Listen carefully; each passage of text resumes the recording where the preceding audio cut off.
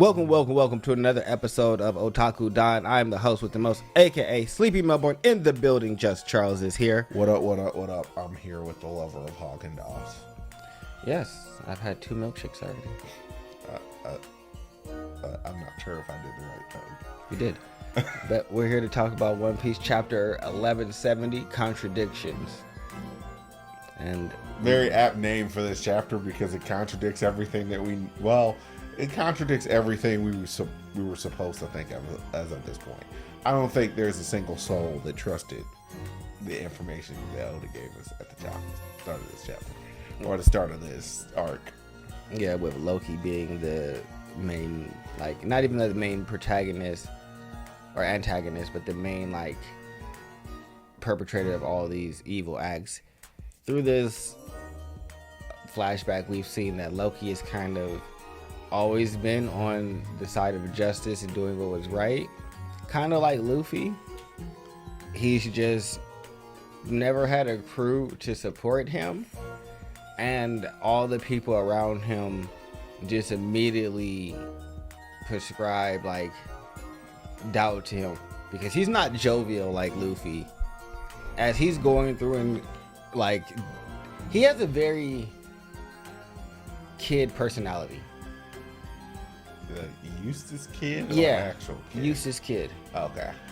Like, Eustace kid was very, like, aggressive and hostile, and he would destroy villages when they said that, like, becoming, like, getting the One Piece and all that wasn't real and everything. Where Loki has that same, like, temperament, but it's all based on, like, doing the right thing and justice and shit like that. But he's still, like, very hostile while he goes about it, and he's not gonna explain shit to you. I'm not about to tell you about it. Like him going to jail for Alcohol Village, I feel like he did what he did and then just didn't. It's one of those things where it's just like, yeah, you destroyed that whole village. Sure did. So you willing to sit in jail for destroying that whole village? Yep, I did it. Yeah, so it's like he's not going to give you the, hey, no, I had to get rid of that village because no justification. They were poisoning Ida. Like no explanation, just doling out. I did it.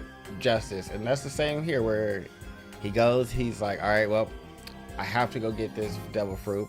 And so him and Ragnar start their fight. He thinks that someone's throwing hammers at him at first, because that makes a lot more sense, honestly, than a hammer flying around. Did the hammer eat the fruit, or did the squirrel eat the hammer fruit? I don't know. That's always the problem with these zones. Well, see, most of them you get told. Like, we know that Spondim's sword was it was a sword that was fed a devil fruit. So it used to be a sword. Where this is, it could have been a squirrel that ate a hammer fruit and has this power, or it could be the hammer that ate the squirrel devil fruit that has this. It could go either way. I wonder if we can feed all 3 of Zoro's swords different devil fruit now. You probably could if you had Vegapunk with them, because Vegapunk knows how to do it. So Lilith could get it done because she's still around. That would be cool. But I would love for Zoro to have. I feel like Zoro should have the Cerberus, and he should just be able to use it with any of his swords.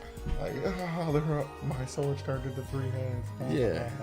But anyway, before we get too deep into speculation, we get to see Harold and Shanks and Gaban having a clash where they don't really seem to be struggling too much against Harold, but Harold doesn't seem to be, like, Harold is strong. Being pushed back. Harold is strong enough to the point where he is not easily suppressed, but he's not so strong to the point where he can just bowl over all of them. He's literally at the worst point in existence for them, because it's just like, all right, well, if we could just get our hands on him.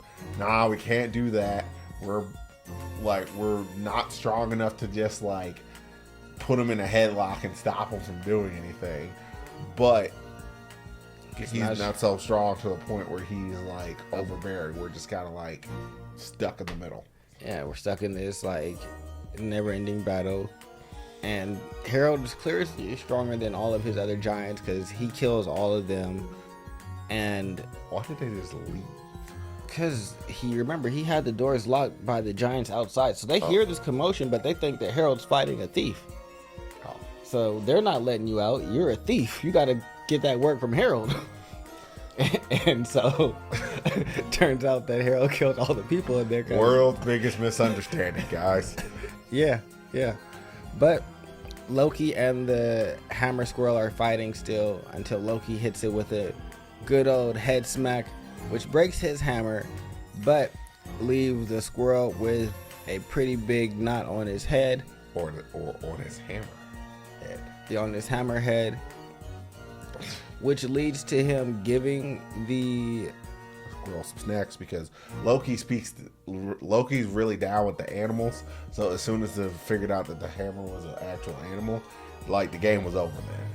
Yeah, and the squirrel gives him the devil fruit, which is hilarious because the devil fruit inside of Loki's hand is like A little tiny. Yeah, like it's just like this little. It's not even the itty-bitty size of a lozenge. Yeah, I have no idea what that little scribble is. What kind of fruit is that? It looks like has like multiple heads. Maybe it's like a little grape, but it's hella tiny in his hand. He eats it. It's disgusting still because all devil fruits are disgusting. Because it's the fruit of the devil. Yeah, I think You that think it would be good. You think it would be tasty because they're supposed to tempt you into eating them. Yeah. But then No. you eat them and they're disgusting. Yeah, so it's like we also get Rat Score, the hammer Ragnar turning back all the way into Hammer? a squirrel. Oh, squirrel. Yeah, it turns him completely into a squirrel, no hammerhead. So I guess the hammerhead version is a hybrid version, is what I'm gonna assume. Yeah. And the squirrel form is its normal form, but Loki is here in this giant. It looks like it has legs and is running, so I think that is Fenrir. Alright. So what do we think Loki's fruit actually is? I think it's the Fenrir. So The wolf. that eats. Like I've seen Jormungandr, the giant snake that devours the world at the end of Ragnarok. But I think that would technically be. I guess we could do the snake no me model dragon. Yeah, but he doesn't have. But Jormungandr shouldn't have. These are feet.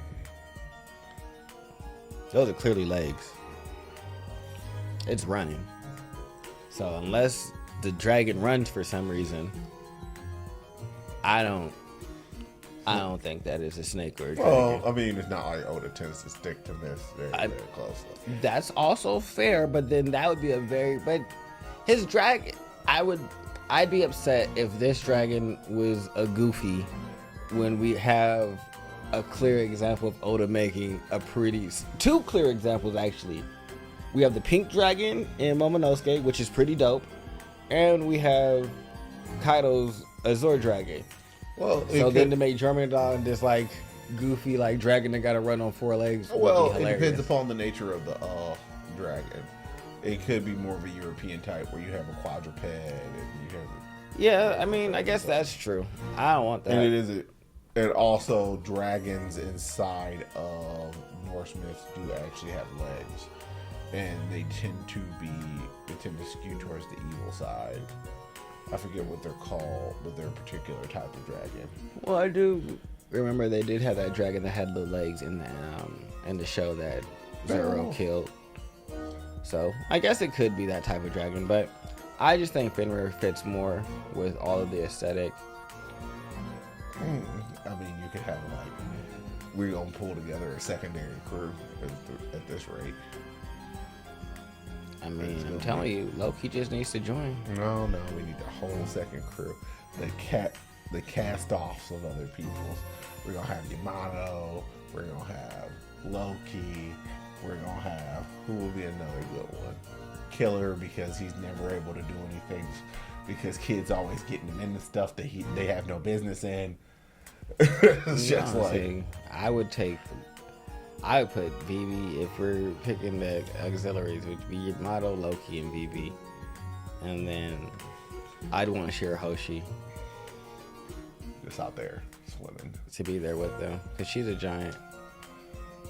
So her and the ship size would be all right, and they could probably put a tank that she could be in, so she could travel with the crew and not have to like be in the water all the time. Nah, she need to be in the water all the time, summoning sea kings. No, I feel like the tank should be in the back of the ship where it could just open up and then boom, she can immediately be in the ocean and get into action. So, but that's what completely off of the beat. That has nothing to do with anything. We get back to Loki now that he has his devil fruit, having a conversation after he's beaten down Harold to the point that his mind has been freed, and Harold acknowledges that he knows why Loki destroyed Alcohol Village and tells him thank you, and also tells him that he loves him. And that is the last words between the two before Loki literally balling out, shatters, bro. Like, he smacks Harold in the chest and bro just like breaks apart. I feel like at that point the regeneration just doesn't know where to start. It's like, what do I regenerate? Do I make more than one? Yeah. Do we make like mini Heralds? Yeah, like what happened? What do I do? Also, that does implant that regeneration is not the end all be all. It can be beat, which is good. And so we get to see Loki crying, and there is no break next week according to this, but there might be a break because of holidays and all of those. Yeah, it's weird. So we shall see.